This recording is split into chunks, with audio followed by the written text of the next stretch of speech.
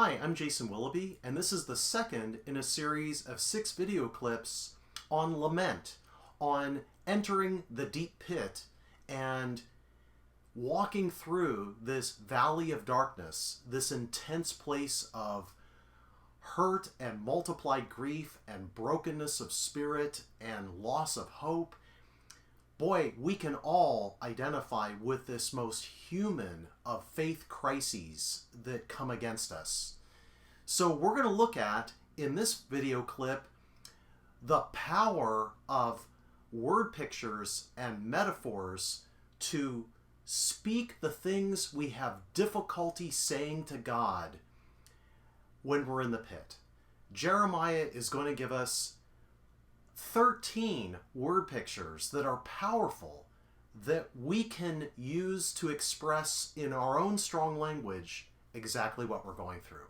So stay tuned for an interesting and probably less than comfortable journey in the depths of emotion that grief drives us to.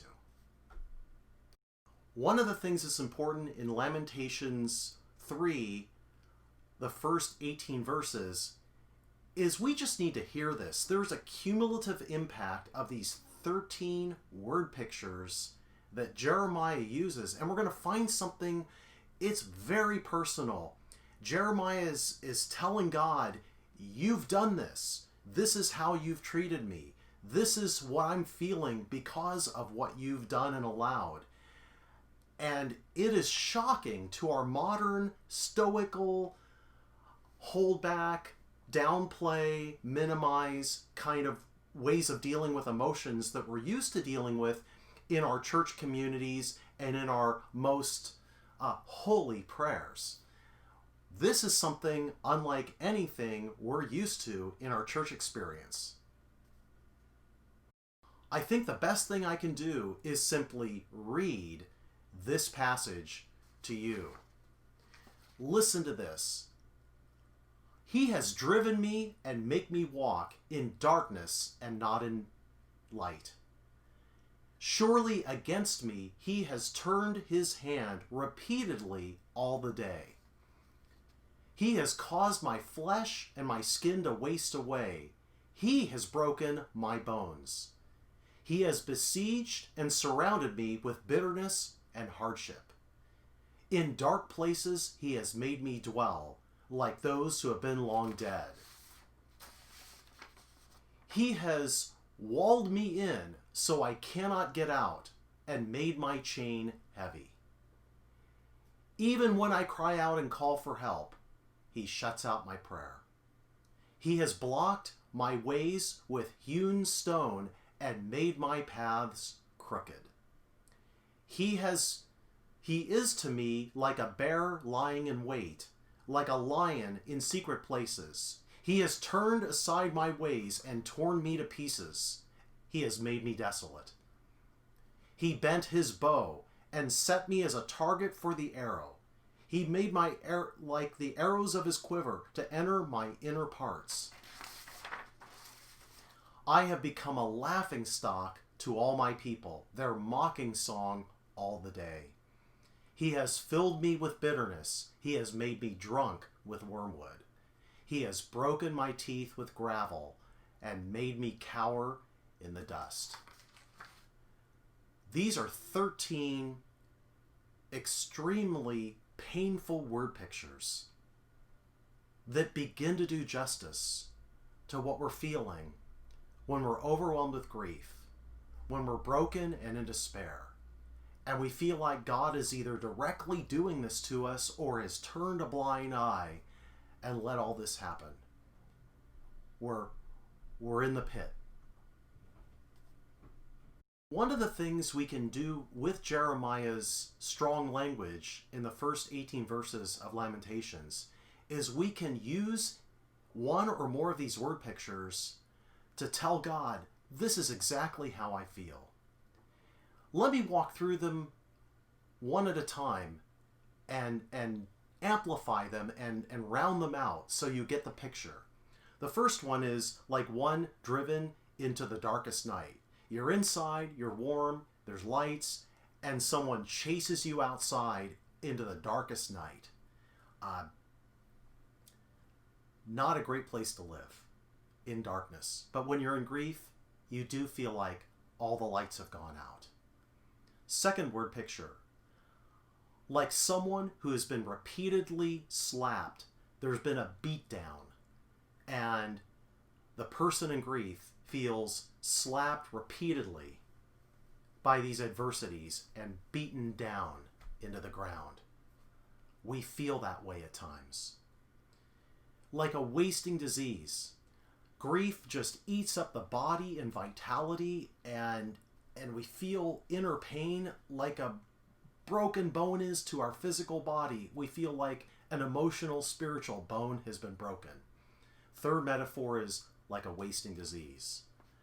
The fourth metaphor comes from the ancient practice of an invading army would surround a fortified city and starve it out and deny it water, and then build these siege ramps, almost a wall around a wall, and then finally break through the wall and conquer the city. And so Jeremiah is saying, I'm literally like a besieged and rounded city, and it's bitterness and hardship, hurt and sour events of life that have me completely surrounded. In grief, we feel like we can't get out, like we're surrounded. The fifth metaphor is like living in an abandoned graveyard. In grief, we feel like we literally are the walking dead. And Jeremiah talks about, God, you've put me in a place as if I'm in an abandoned graveyard. I'm a dead man living among the dead. And feeling dead on the inside is something we struggle with in grief. The next 5 word pictures continue this downward descent into expressing facets, sides of grief that are hard for language to be found when we're in the pit. Jeremiah talks about being like a prisoner in a dungeon, shackled with heavy chains. We feel like we're handcuffed by grief, and we're just bound by heavy chains. We're in a prison and we can't escape. Another one is a picture from a courtroom. I have a just cause. I come before the judge, but Jeremiah says in grief, we feel like someone who's been rejected in our claims, like a petitioner that's been told, not going to help you. So we feel abandoned. We feel like our cries and our pleas are turned away without even a second thought. And this is a tough place. This is a reality of grief. The next word picture is a maze, like someone who's trapped in a maze. Our ways are blocked with stone walls, and every path we take is crooked. There seems to be no straight way through this maze of grief we are stuck in. The next one is more real from the ancient world, but you'd be traveling along and then you'd be ambushed by a lion or a bear and it would devour you. And in Jeremiah's world, that's like an animal turning aside, a predator, and just shredding us, just tearing at us and then devouring us. And in grief, we feel torn up, shredded by the claws of pain repeatedly and devoured by it. And finally, there's one from military. Imagine you tied a human being to a post and an archer used that human being as the target and filled that person just with arrow after arrow after arrow. Jeremiah is literally saying, I am the human target of God's arrows. He's landed them all right into my gut, in my innermost parts. They've driven home. That completes the 10 word pictures of grief. We're going to look at now the 3 states we find ourselves in the pit of grief. Jeremiah now concludes this section of deepest lament and word picture and saying the unsayable words by talking about how he's become a laughingstock. His own people mock him. They add insult to injury. Instead of having compassion and pity, he feels judged, condemned, laughed at, picked on, mocked in the middle of his pit from other human beings. And where's God?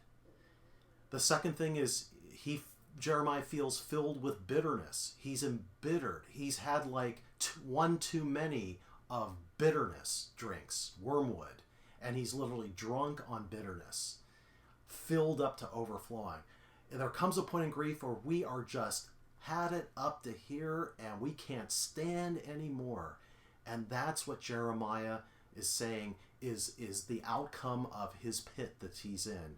And finally, probably the most troubling word picture of all, he has broken my teeth with gravel and made me cower in the dust. God has fed me rocks and have broken my teeth, and I'm just cringing and cowering.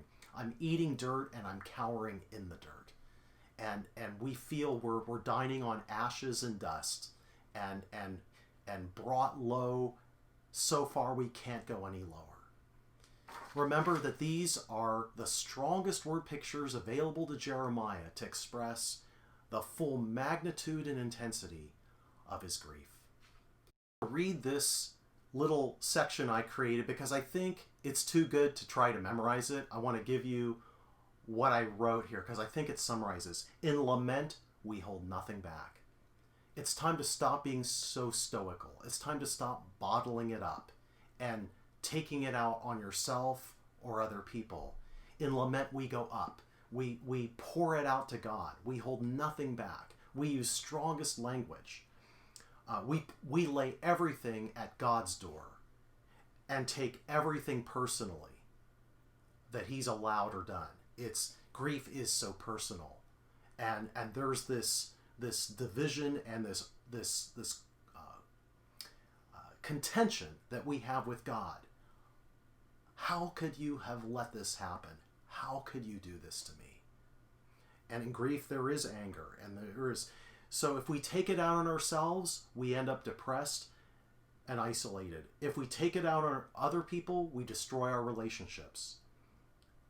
And we hurt the people we love. But if we go up with it and take it out on the infinite God who can handle anything we throw at him, and we pour it out, we hold nothing back, we stop bottling and stuffing, and we stop going sideways with it against others, we realize that there's a place we can park all that up towards, and that's the Lord. Are we done with lamenting? No, but we're on the way down. We're getting it out of our soul. We're holding nothing back. And the next time, we're going to find that there's a bottom place. Stay tuned. Keep with it. Don't get off the track now. Don't leave. Keep going. You've made it this far. Why not go all the way? So, next time, the bottom place.